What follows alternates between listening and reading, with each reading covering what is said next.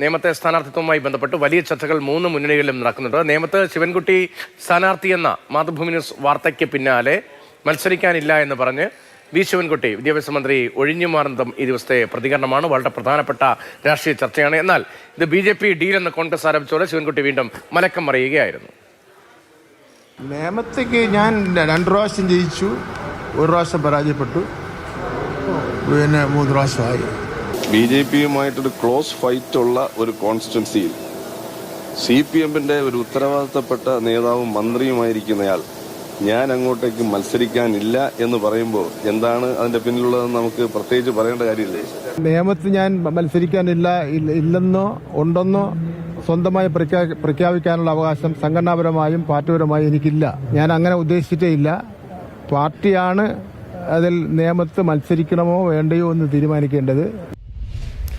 Marshal V Sebastian വിശകലനങ്ങളുമായി തിരുവനന്തപുരത്ത് നമുക്കൊപ്പം ചേരുന്നതാണ്. മാർഷൽ, നിയമം ഒരു ഏറ്റവും പ്രധാനപ്പെട്ട കേരളം ഉറ്റുനോക്കുന്ന തെരഞ്ഞെടുപ്പായിരുന്നു കഴിഞ്ഞ 2-3 ടേമായി. അതിൻ്റെ കാരണം BJPയുടെ സാന്നിധ്യവും BJPയുടെ വിജയവും ഒക്കെയായിരുന്നു, വിജയ സാധ്യതയും ഒക്കെയായിരുന്നു. 2-3-4 തെരഞ്ഞെടുപ്പായി. ഒരിക്കൽ ഒ രാജഗോപാൽ വിജയിച്ചു, അത് കേരളത്തിലെ BJPയുടെ ആദ്യ അക്കൗണ്ടായിരുന്നു. വി ശിവൻകുട്ടി പരാജയപ്പെട്ടു, പക്ഷേ ശിവൻകുട്ടി വീണ്ടും ആ സീറ്റ് തിരികെ പിടിക്കുകയും ചെയ്തു. ഇപ്പോൾ BJP സംസ്ഥാന അധ്യക്ഷൻ മത്സരിക്കുന്ന നേരത്തെ പ്രഖ്യാപിച്ചിരിക്കുകയാണ്. അവിടെ ശിവൻകുട്ടി സ്ഥാനാർത്ഥി ആകില്ലേ? അതാകുമോ?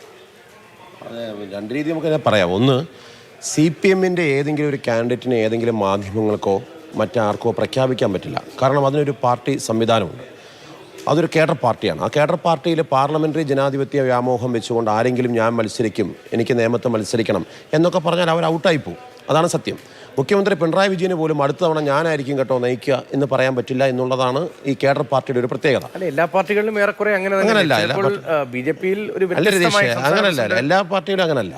എല്ലാ പാർട്ടിയിലും അങ്ങനെയല്ല. ഇപ്പം കെ സുധാകരൻ മത്സരിക്കുന്നുണ്ട്, മുല്ലപ്പള്ളി രാമേന്ദ്രൻ പറഞ്ഞു മുതിർന്നവരും വേണമെന്ന് പറഞ്ഞു, രാജീവ് ചന്ദ്രശേഖർ പറഞ്ഞു ഞാൻ നിയമത്ത് മത്സരിക്കുമെന്ന് പറഞ്ഞു. തീർച്ചയായിട്ടും അത് വേറെ വേറെ പാർട്ടികളാണ്. CPMനെ സംബന്ധിച്ചോളം അങ്ങനെയല്ല. CPM എപ്പോഴും അവരുടെ ഒരു പാർലമെൻ്ററി സ്ഥാനാർത്ഥികളെ പ്രഖ്യാപിക്കുക പാർട്ടിയാണ്. അതുകൊണ്ട് തന്നെ ഒ രാജഗോപാലിനോട് വിജയിക്കുകയും പരാജയപ്പെടുകയും ഒക്കെ ചെയ്ത ആളാണ് ശിവൻകുട്ടി. അദ്ദേഹം പിന്നീട് കുമ്മനത്തെ പരാജയപ്പെടുത്തുകയും ചെയ്തു. ഇപ്പോൾ അദ്ദേഹത്തിന് മത്സരിക്കാനുള്ള സാധ്യത കൂടുതലാണ്. 23 പേര് സെക്കൻഡ് ടൈം പിന്നിടുന്നവരാണ്. അവരെ മത്സരിപ്പിക്കില്ല എന്നാണ് CPMന്റെ തീരുമാനമുണ്ടായത്. അതുകൊണ്ട് ആ നിബന്ധന കൃത്യമായി പാലിച്ചാൽ വി ശിവൻകുട്ടിക്ക് മത്സരിക്കാൻ വേണ്ടി സാധിക്കില്ല. എന്നാൽ ഇപ്പോഴത്തെ സാഹചര്യത്തിൽ ആ 23 പേരെയും കർശനമായി മത്സരിപ്പിക്കേണ്ടതില്ല എന്ന് തീരുമാനിക്കാനുള്ള ഒരു സംവിധാനം CPMനില്ല, LDFനുമില്ല. കാരണം പലപ്പോഴും പല ഇളവുകളും കൊടുക്കേണ്ടി വരും എന്നുള്ളതാണ്. അങ്ങനെ ഇളവുകൾ കൊടുക്കുകയാണെങ്കിൽ തീർച്ചയായിട്ടും വി ശിവൻകുട്ടി തന്നെയായിരിക്കും ഇവിടെ മത്സരിക്കുക.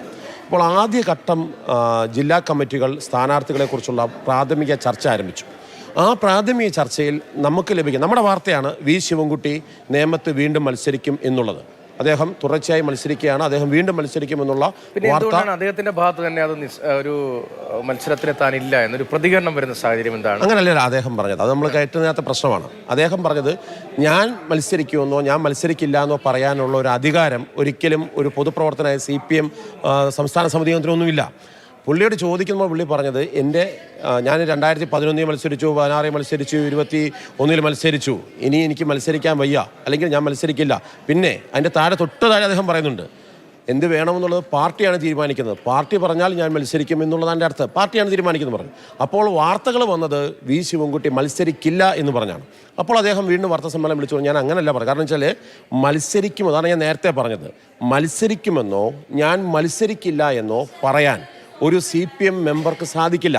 കാരണം അവർ മത്സരിക്കേണ്ടെന്ന് തീരുമാനിക്കുന്നതും പാർട്ടിയാണ്, അവർ മത്സരിക്കണമെന്ന് തീരുമാനിക്കുന്നതും പാർട്ടിയാണ്. ഒരുപക്ഷെ നിയമത്ത് മത്സരിച്ചേക്കാം, മത്സരിക്കാതിരിക്കാം. അല്ല, പ്രതികരണത്തിൽ ഒരു ക്ലാരിറ്റി അദ്ദേഹം വരുത്തുകയാണ്. അങ്ങനല്ല രതീഷേ. അതായത് നമ്മൾ കൊടുത്ത വാർത്തയാണ് ഞാൻ പറയുന്നത്. വി ശിവൻകുട്ടി നിയമത്ത് മത്സരിക്കും. വി ശിവൻകുട്ടിയുടെ പേരാണ് CPM ജില്ലാ കമ്മിറ്റി മുന്നോട്ട് വെക്കുന്നത്. അത് സംസ്ഥാന കമ്മിറ്റി അംഗീകരിക്കണം. അതിനുശേഷം ഔദ്യോഗികമായ പ്രഖ്യാപനം. അപ്പോൾ ഒറ്റ ചോദ്യം ഉള്ളത്, വി ശിവൻകുട്ടി ഉൾപ്പെടെ സംസ്ഥാനത്തെ നിലവിലെ CPMന്റെ സിറ്റിംഗ് MLA-മാരെ മത്സരിപ്പിക്കാൻ തീരുമാനിക്കുകയാണെങ്കിൽ ആ തീരുമാനത്തിലേക്ക് വരുന്ന സാഹചര്യം എന്താണ്? മറ്റൊരാളെ പകരം വയ്ക്കാൻ നിയമത്തില്ലേ? അതുകൊണ്ടാണ് ഇപ്പോൾ ആരോഗ്യ പ്രശ്നങ്ങളടക്കം വി ശിവൻകുട്ടിക്കുണ്ട്. അദ്ദേഹത്തിൻ്റെ പ്രതികരണങ്ങൾ അദ്ദേഹത്തിനും സ്വാഭാവികം, അതൊക്കെ നമുക്ക് എല്ലാവർക്കും അറിയുന്ന കാര്യങ്ങൾ. അതൊന്നും ഒരു പരിമിതിയൊന്നുമല്ല, പ്രായമോ അല്ലെങ്കിൽ ആരോഗ്യ പ്രശ്നമൊന്നും ജനപ്രതിനിധി എന്ന നിലയിൽ നല്ല നിലയിൽ പ്രവർത്തിക്കാൻ അങ്ങനെ എല്ലാവർക്കും ഒരു പരിമിതിയൊന്നുമല്ല. മറ്റൊരാളെ മുന്നോട്ട് വയ്ക്കാനല്ലേ? ഇപ്പോൾ മേയർ ആര്യ രാജേന്ദ്രൻ അടുത്ത ടൈം നിയമത്തെ സ്ഥാനാർത്ഥിയാണ്. എന്തരത്തിലൊക്കെ ചർച്ചകൾ ഉണ്ടായിരുന്നു. അവർ നിയമം മണ്ഡലത്തിൽ ഉള്ള വോട്ടറാണ്. അങ്ങനെ മറ്റെന്തെങ്കിലും ആലോചനയുണ്ടോ? അങ്ങനെ ഒരു സ്ഥാനാർത്ഥിയെ കൊണ്ടുവരാൻ ഇതിൽ കഴിയാത്തതുകൊണ്ടാണോ? രതീഷ് പറഞ്ഞ രണ്ട് കാര്യം എനിക്ക് മനസ്സിലായി. ഒന്ന്, വി ശിവൻകുട്ടി തനിക്ക് ആരോഗ്യ പ്രശ്നങ്ങൾ ഉള്ളതായിട്ട് പറഞ്ഞായിട്ട് എൻ്റെ അറിവിലില്ല. വി ശിവൻകുട്ടി അങ്ങനെ എനിക്ക് ആരോഗ്യ പ്രശ്നങ്ങളുള്ളതുകൊണ്ട് ഞാൻ മത്സരിക്കുന്നില്ല എന്ന് പാർട്ടി അറിയിച്ചതായിട്ടുമില്ല. അതുകൊണ്ട് തന്നെ വി ശിവൻകുട്ടിയെ മാറ്റിയിട്ട് വേറൊരാളെ പ്രഖ്യാപിക്കണമെന്നൊരു തരത്തിലേക്ക് CPM ജില്ലാ കമ്മിറ്റി തീരുമാനിച്ചിട്ടില്ലെന്നാണ് നമ്മൾ മനസ്സിലാക്കിയത്. അതാണ് നമ്മൾ ഇന്ന് രാവിലത്തെ നമ്മുടെ വാർത്ത എന്ന് പറയുന്നത്. വി ശിവൻകുട്ടി നേമത്ത് വീണ്ടും മത്സരിക്കുന്നു എന്നുള്ളതാണ്. അതിൻ്റെ കാരണം സിറ്റിംഗ് MLA ആണ്.